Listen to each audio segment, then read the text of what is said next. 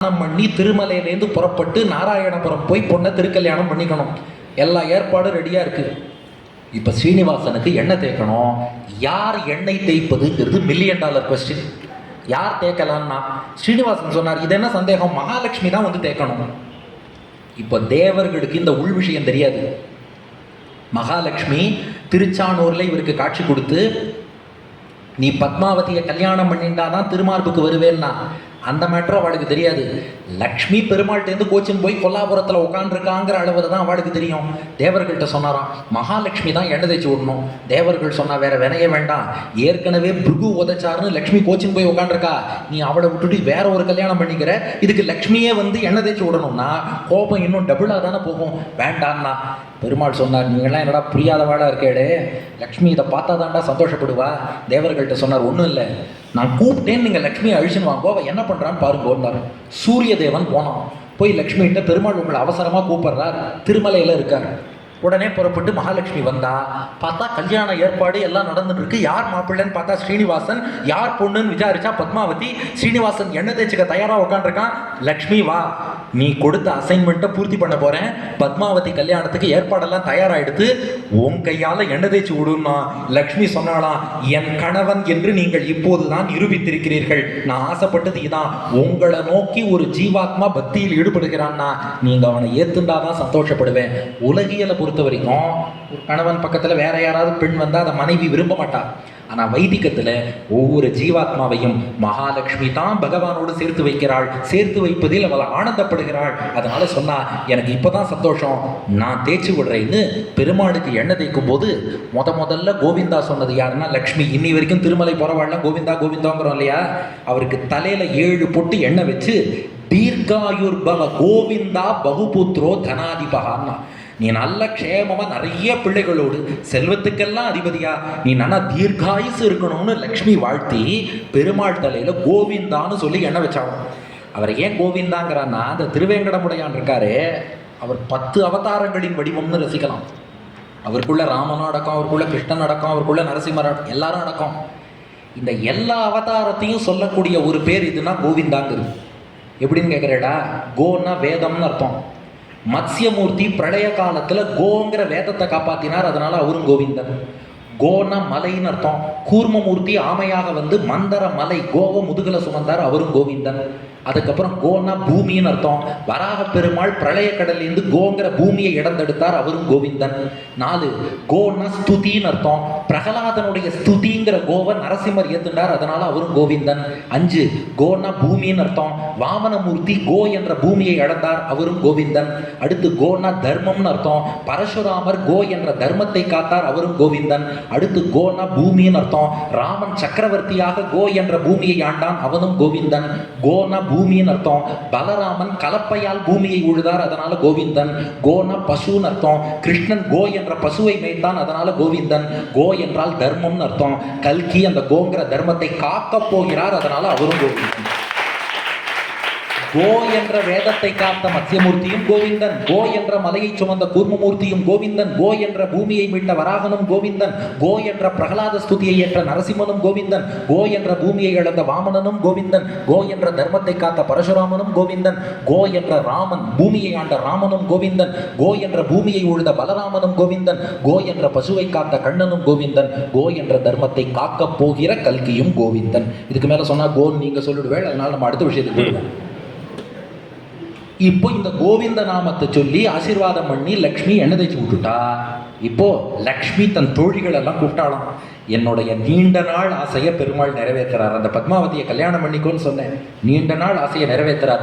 என் தோழிகளே வாங்கோ, இவருக்கு எல்லா அலங்காரமும் பண்ணி வைங்கோன்னா லக்ஷ்மியின் தோழிகள் வராளாம். பிரீத்தி என்ற தோழி வந்து பெருமாளுக்கு மேற்கொண்டு எண்ணெய் தேய்ச்சி விட்டாளாம்.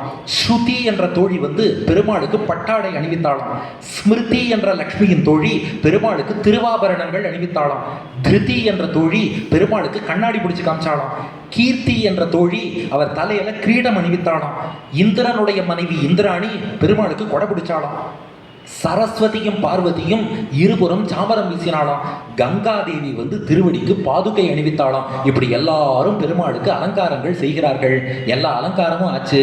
இப்போ திருட்வாதர்ஷம் தேவதேவகா ஹி ஊர்த்வ புன்றம் ஸ்வயம் ததௌ, ஆனால் எல்லாம் மத்தவா பண்ணா திருமண் மட்டும் அவரே இட்டுண்டாராம். ஸ்தல புராண ஸ்லோகம். ஏன்னா சாஸ்திரப்படி திருமண் நாம தான் இட்டுக்கணும், இன்னொருத்தர் இட்டு விடப்படாதான். அதனால ஊர்துவ புன்றம் ஸ்வயம் ததவ், அவரே இட்டுண்டாராம். சில பேர் கல்யாணத்தில் ஃபோட்டோவில் எப்படி வரும் அதெல்லாம் யோசிப்பா, அதெல்லாம் யோசிக்கல. நான் பட்டையா நன்னாவே திருமண் இட்டுக்கிறேன்னு பெருமாள் ஸ்ரீனிவாசன் மாதிரி இட்டுக்கணும்பா. நன்னா பட்டையாவே நெத்தியில திருமண் காப்பு அணிந்து கொண்டாராம். ஆருஹ்ய கருடம் பஷாத்து ஸ்வயம் லக்ஷ்மி சமன்விதா, வாகனமாக கருடன் வந்தார். கருடன் மேல லக்ஷ்மியோடு சேர்ந்து புறப்பட்டு நாராயணபுரத்துக்கு கருட வாகனத்தில் இறங்க. நமக்கு இப்போ ஒரு கருட சேவை அடுத்து நடக்க போறது. கருட வாகனத்தில் வர தயாரானார். அதுக்குள்ள அக்னி சொன்னாராம், தளிகை எல்லாம் தயார்னார். சாப்பிட்டு தானே கிளம்பணும், சாப்பிடாம எங்கேருந்து கிளம்புறது? தளிகை எல்லாம் தயார் பண்ணிட்டே இருந்தார். எப்படிப்பா பண்ணினேன்னு கேட்டார். அக்னி என்ன பண்ணிட்டாராம், இதெல்லாம் பாத்திரத்தை வச்சு தளிகை பண்ணா போறாது. எவ்வளோ பேர் இருக்கா? கிட்டத்தட்ட இந்தியன் பாப்புலேஷனே இங்கே இருக்கு. 33 கோடி தேவர்கள், 66 கோடி அசுரர்கள், இன்னும் ரிஷிகள்னு. அதனால அக்னி என்ன பண்ணிட்டாராம், திருமலையில நிறைய தீர்த்தங்கள், அந்த பொய்கை எல்லாம் இருக்கு இல்லையா, குளத்தெல்லாம் பாத்திரமாக்கிட்டாராம். அடியில் அப்படியே அக்னி எரிவாராம். அதில் ஏற்கனவே தீர்த்தம் இருக்கு. என்ன பண்ணிட்டாராம், சுவாமி புஷ்கரிணியில அப்படியே அரிசியை கொட்டினாராம். கீழே இருந்து அக்னி எரிஞ்சார், சாதம் அடிச்சாச்சு. சுவாமி புஷ்கரிணியில சாதம் அடிச்சாச்சு. அடுத்து பாபநாச தீர்த்தத்துல பருப்பு சேர்த்தார், கீழே இருந்து அக்னி எரிஞ்சார், பருப்பு ரெடி ஆயிடுது. அதுக்கப்புறம் ஆகாச கங்கையில சக்கர பொங்கல், தேவ தீர்த்தத்துல கதம்பம், பாண்டு தீர்த்தத்துல சாத்தமுது ரசம், குமாரதாரிகா என்ற தீர்த்தம், அங்கே பக்ஷணங்கள் எல்லாம் அக்னி பண்ணி தயாரா இருக்குன்னா பெருமாள் சொன்னா, நாம சாப்பிடக்கூடாதுப்பா, குலதெய்வத்துக்கு நிவேதனம் பண்ணிட்டு தான் சாப்பிடணும். என்னைக்குமே கீதையில கிருஷ்ணன் சொல்றான், எப்போதுமே பகவானுக்கு சமர்ப்பிச்சுட்டு சாப்பிட்டாதான் அந்த உணவு நமக்கு நன்மை செய்யும். யஜ்ஞ சிஷ்டாசின சந்தோ முச்சியந்தே சர்வ கில்பிஷைஹி தேது அகம் பூஜ்யதே பாப்பாக ஏ பச்சந்தி ஆத்மகாரடாத். பகவானுக்கு சமர்ப்பிச்சுட்டு சாப்பிட்டாதான் அது நமக்கு அனுகிரகத்தை கொடுக்கும். பகவானுக்கு சமர்ப்பிக்காம தனக்குத்தானேன்னு ஒருத்தன் சாப்பிட்டான்னா அவன் உணவை சாப்பிடல, பாபத்தை சாப்பிட்றாங்கிறான் கிருஷ்ணன். நமக்கு நாமேன்னு பகவானுக்கு சமர்ப்பிக்காமல் சாப்பிட்டால் அவன் பாபத்தை சாப்பிட்றான். அதனால எந்த இடத்துல இருந்தாலும் மானசீகமாவது பகவானே உனக்கு அர்ப்பணம், அதை சொல்லாம நம்ம சாப்பிடக்கூடாது. இப்போ ஸ்ரீனிவாசன் சொல்றார், தளிகையெல்லாம் எடுத்து எங்க குலதெய்வத்துக்கு நிவேதனம் பண்ணணும். யார் உங்க குலதெய்வம்னா அஹோபில நரசிம்மர்னர். நன்னா போச்சு போய் இது எல்லாத்தையும் எடுத்துட்டு இப்போ அஹோபில வேண்டாம், நரசிம்மர் கூப்பிட்ட குரலுக்கு ஓடோடி வருவார். பிரகலாதன் கூப்பிட்டா வரலையா, நரசிம்மரை இங்கே கூப்பிட்டுடுவோன்னு ஸ்ரீனிவாசன். திருமலைக்கு நரசிம்மர் வந்தாராம். அவர் தான் திருவேங்கட மலைக்கு மேலே இன்னைக்கு சேவிக்கலாம், நரசிம்மர் சன்னதி இருக்கும். ஸ்ரீனிவாசன் கூப்பிட்டதுக்கு நரசிம்மர் வந்துட்டார். இவருக்கு பிரசாதத்தை கண்டருளை பண்ணுங்கன்னா நம்ம அர்ச்சக சுவாமி மாதிரி மகான்கள் அந்த நரசிம்மருக்கு கண்டருளை பண்ணிட்டா. இப்போ எத்தனை பேர் சாப்பிடணும்? எத்தனை பேர்? 99 கோடி பேர். இல்லை சாப்பிட்டா கல்யாணத்துக்கு போகிறதா இல்லை 60ஆம் கல்யாணமா ஸ்ட்ரெயிட்டா? இத்தனை பேர் சாப்பிட்டுட்டு எப்படி போகிறது? ஸ்ரீனிவாசன் யோசிச்சார், டைம் ஆகிட்டே இருக்காக, 8:30 இவ்வளோ ஃபாஸ்ட்டாக ஓடி எடுத்து 8:40 கல்யாணமே நடந்தாகணுமே, என்ன பண்ணலாம் யோசிச்சார் ஸ்ரீனிவாசன். சரி, இது இந்த ரேஞ்சில் போனால் சரிப்பட்டு வராது, நான் தானே மாப்பிள்ளை, நான் முதல்ல சாப்பிட்றேன்னார் ஸ்ரீனிவாசன். எங்கே தளிகையெல்லாம் தயாராகிடுதா? இருக்குன்னா பெரிய பெரிய அண்டா. ஸ்ரீனிவாசன் போனார், ஒருத்தர் சாப்பிட்டார். அவர் சாப்பிட்டதுமே எல்லாருக்கும் பசி ஆறிடுதான். ஏன்னா உடல் மிசை உயிரென கரந்தெங்கும் பரந்துடன் நம்ம எல்லோருக்குள்ளும் அந்தர்யாமியா அந்தராத்மாவா பகவான் இருக்கான். அவன் ஒருத்தன் சாப்பிட்டுட்டாலே அவனுக்கு சரீரமாக இருக்கும் எல்லோருக்கும் பசி ஆறிடும். எப்படின்னா ஒரு சின்ன உதாரணம் சொல்றேன். நம்ம உடம்புல நிறைய செல்ஸ் இருக்கு இல்லையா, கையில ஒரு செல் இருக்கு, அதை வைக்கவே முடியல, அதை விட்டுடுங்க. நான் சொல்றது உடம்புல உள்ள செல் நிறைய இருக்கு. ஒவ்வொரு செல்லுக்கும் உணவு வேணும். ஆனா எல்லா செல்லும் தனியாவா சாப்பிட்றது? வாய் சாப்பிட்டதுன்னா அந்த உணவு எல்லா செல்லுக்கும் போயிடுறது இல்லையா? அது போல பகவான் ஒருத்தன் சாப்பிட்டான்னா அவனுக்கு சரீரமான எல்லா ஜீவாத்மாக்களுக்கும் பசி ஆறிடும். அதனால 33 கோடி தேவர்கள், 66 கோடி அசுரர்கள் எல்லாருக்கும் பசி ஆறிடுது. எல்லாரும் பசியானவாறே புறப்படலான்ட்டா. இப்போ புறப்பட்டு கருட சேவை அப்படியே மணக்கண்ணில் சேவிச்சுக்கோங்க. திருமலையிலிருந்து ஸ்ரீனிவாசன் புறப்படுகிறான். அருகிலே மகாலட்சுமி தாயாரும் அமர்ந்து கொள்கிறாள். கருட வாகனத்தில் இருவராய் புறப்பட்டு அப்படியே மலையிலேருந்து கீழே இறங்கி நாராயணபுரத்தை வந்து அடைந்தார். நாராயணபுரத்துல இங்க ஆகாசராஜன் பூர்ண கும்பத்தோடு காத்திருக்கிறான். வாரணமாயிரம் சூழ வலம் செய்து நாரணன் நம்பி நடக்கின்றான் என்றதே பூரண பொற்குடம் வைத்து புறமெங்கும் தோரணம் நாட்ட கனாக்கண்டேன் தோழினான். பூர்ண கும்பத்தோடு ஆகாசராஜன் மாப்பிள்ளை வரணும் வரணும்னு காத்திருக்கிறான், வரவேற்றான். இங்க பார்த்தா பத்மாவதி ஐராவதம் யானை மேல அமர்ந்திருக்காளாம். அங்க பெருமாள் லக்ஷ்மியோட வரார். பத்மாவதிங்கிறவ வேற பொண்ணாச்சு, அவ வேதவதி. அவ ஐராவத யானை மேல அமர்ந்து இருந்தாள். ஆகாஷராஜன் சொன்னானா, இது நிறைய பேர் வந்திருக்கா, மண்டபத்துக்குள்ள மாலை மாத்தல் பண்ணா சரியா வராது, மாலை சாற்றினால இங்கேயே நடத்தி விடலான்னு நாராயணபுரம் ஊர் எல்லையில் அத்தனை பேரும் கண்கொள்ளா காட்சியாக கண்டு ரசிக்க விஷ்ணுர் மாலாம் ஸ்வகண்டஸ்தாம் ஹஸ்தேநாதாய சஸ்மிதா. பெருமாள் முதல்ல தன் மாலையை கையில் எடுத்தாராம். கமலாயா ஸ்கந்ததேசே முமோச்ச சுமனஷ்சிதாம், அதை அப்படியே பத்மாவதிக்கு அணிவித்தாராம். பத்மாவதி ஆதாய மல்லிகா மாலாம் சோசிய கண்டே சமர்ப்பயத்து, அவள் கழுத்திலேருந்து ஒரு மல்லிகைப்பூ மாலையை எடுத்து அதை ஸ்ரீனிவாசனுக்கு சமர்ப்பித்தாளாம்.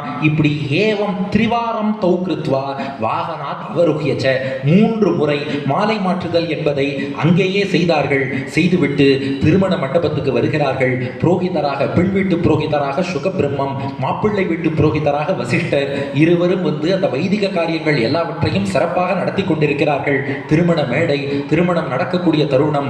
இப்போது பெண்ணின் தந்தையான ஆகாஷராஜன் தன் மகளான அந்த பத்மாவதி தாயாரை அழைத்து வருகிறான். அருகிலே தரணி தேவி, இங்கே வகுள மாளிகை, இந்த காட்சிக்காகத்தானே காத்திருந்தேன், கிருஷ்ணனை வளர்த்தேன், என்ன தெய்வம் செய்தனை யசோதான் எல்லாம் பாட்டு பாடுறா, ஆனா இந்த திருக்கல்யாணத்தை ஏற்பாடு பண்ணி பார்த்தாதானே அந்த தவம் என்பது முழுமை பெறும்னு இங்கே வகுள மாளிகை காத்திருக்க 33 கோடி தேவர், 66 கோடி அசுரர் எல்லாரும், அவ மட்டுமா ஜனரஞ்சனி ஹாலில் கூடியிருக்கும் கும்பகோணத்து அடியார்கள் அத்தனை பேரும் ஒன்று சேர்ந்து சேவிக்க இப்போது ஆகாஷராஜன் தன் மகள் பத்மாவதிய ஸ்ரீனிவாசனுடைய வலக்கரத்திலே தாரை வார்த்து கொடுக்கிறான். கன்யாம் இமாம் பிரதாஸ்யாமி, கன்யாம் இமாம் பிரதாஸ்யாமி கிருஹாண புருஷோத்தமா, என் மகளை தாரை வார்த்து கொடுக்கிறேன், புருஷோத்தமா நீ ஏற்றுக்கொள்ள வேண்டும்.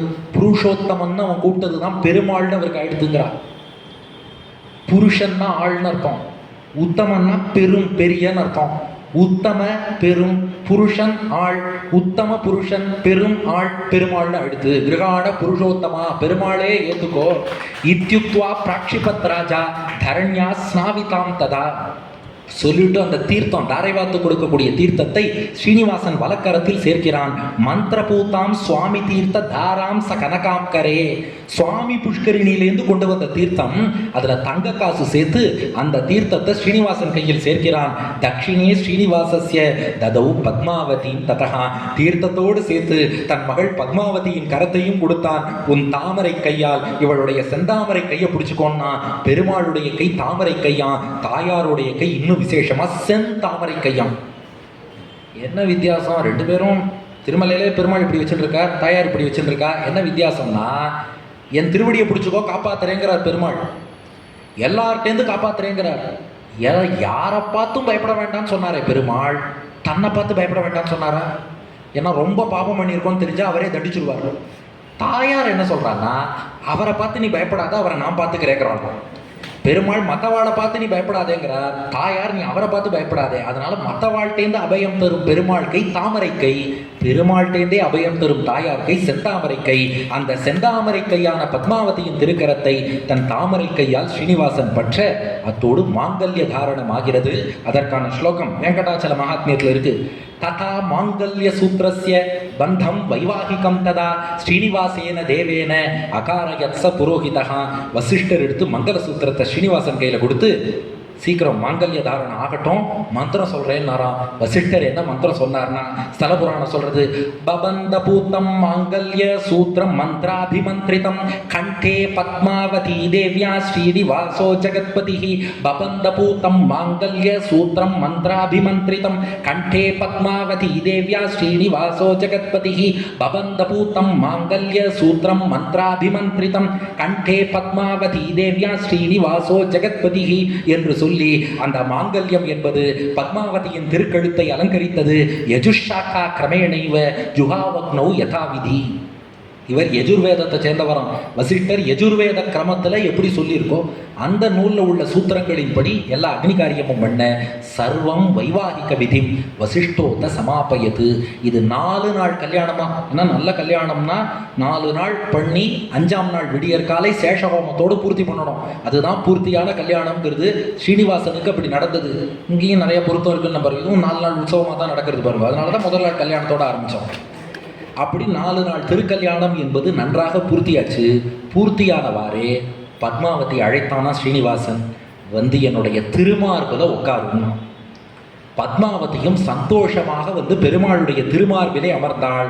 அதை பார்த்தா மகாலட்சுமி, இப்ப என்னுடைய வேலை முடிஞ்சு கொடுத்து நானும் திருமார்புக்கு மீண்டும் வருகிறேன்னு மகாலட்சுமியும் அதன் பின் வந்து திருமார்பில் அமர 2 பிராட்டியோடு திருமலைக்கு ஸ்ரீனிவாசன் திரும்பினான்னு வரலாறு. ஆனா ஒரு சிலர் என்ன கேட்கிறா, இல்லையே ஸ்ரீனிவாசன் மலைக்கு மேல இருக்கார், பத்மாவதி கீழே திருச்சானூர்ல இருக்காளே, ஒருவேளை பிரிஞ்சு வந்துட்டாடும். அப்படி அர்த்தம் இல்லை. பத்மாவதியை திருமார்பிலேயே ஏற்றுக்கொண்டு பெருமாள் மலைக்கு மேல போயிட்டார். ஆனாலும் பத்மாவதி தாயார் என்ன பண்ணா, எல்லாராலையும் மலைக்கு மேல ஏறி வந்து சேவிக்க முடியாது. மலைக்கு மேல வர முடியாதவாளுக்காக இன்னொரு வடிவம் எடுத்துட்டு கீழே நான் அனுகிரகம் பண்றேன்னு இருக்காளே ஒழிய பெருமாளை விட்டு பிரிஞ்சு இருக்கான்னு அர்த்தம் இல்லை. 2 பேரையும் திருமார்பிலே தரித்துக் கொள்கிறான் பகவான். அப்போ மகாலட்சுமியோட ஆசை என்னன்னா, என்ன ஆசை? தான் எந்த திருமார்பை அலங்கரிக்கிறாளோ அதே திருமார்பில் தன்னை போலவே ஒவ்வொரு பக்தனையும் ஏற்றி உட்கார வைக்கணுங்கிறது தான் மகாலட்சுமியின் ஆசை.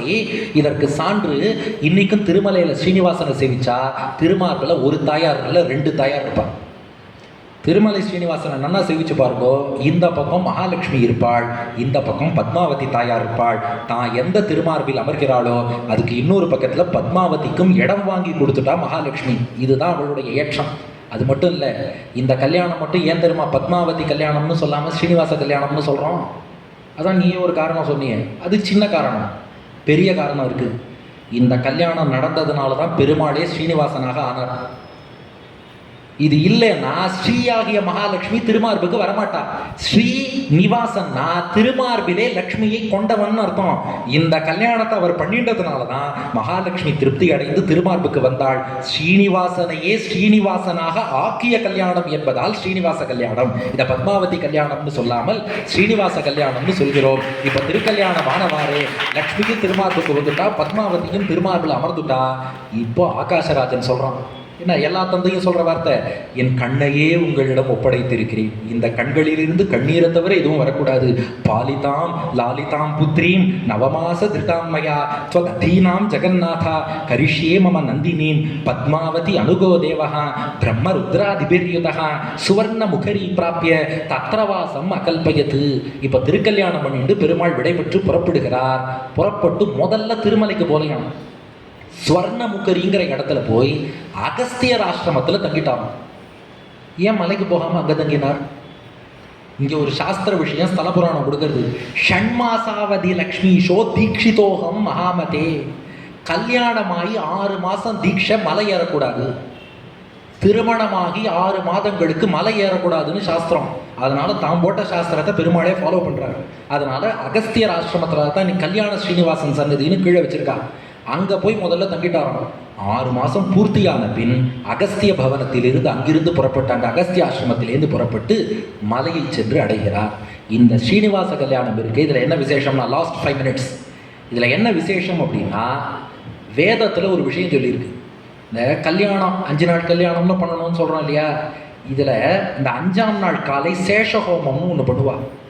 அந்த சேஷஹோமத்தில் விடியற் காலை இந்த பையன் பொண்ணு 2 பேரும் உட்காந்து கண்ணோட கண் பார்த்து ஒரு மந்திரம் சொல்லுவார். இது இப்போ என்ன பண்ணிடுறா, இது விடியற் காலை சொல்ல வேண்டியது. இப்போல்லாம் ஹாஃப் டே மேரேஜ் தானே, பகல் 12 மணிக்கே உட்கார வச்சு அப்படியே சேஷஹோமம் பண்ணி முடிச்சுடுறான். நீ சொல்கிறேன்னு கேட்காதீங்க, என் கல்யாணம் 5 நாள் கல்யாணம் தான். 2019 நம்ம கல்யாணம் 5 days. இந்த 5ஆம் நாள் காலை சேஷஹோமத்தில் என்ன பண்ணுவான்னா, ஒரு மந்திரம் கணவன் மனைவியை பார்த்து சொல்கிறான். அபஷ்யந்த்வா மனசா சேக்கிதானம் தபசோ ஜாத்தம் தபசோ விபூதம். உன்னை நான் சந்தித்தேன், என் மனக்கண்ணால் காண்கிறேன், என் தவத்தின் பலனாக நீ கிடைத்தாய். மனைவியை பார்த்து கணவன் சொல்றான்.